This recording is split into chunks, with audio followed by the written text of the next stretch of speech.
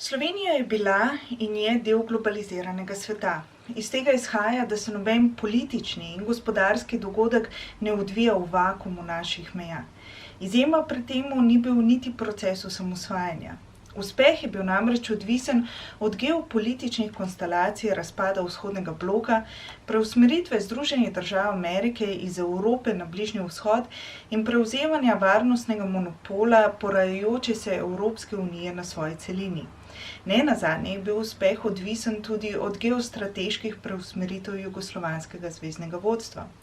Če je v mislih slovenskih politikov prehod iz Jugoslavije v Združeno Evropo potekal prek Ljubljane, je ta v miselnosti vodij evropskih diplomacij ob začetku leta 1991 še vedno potekal prek Beograda, kot se je izrazil italijanski zunanji minister Gianni De Michelis.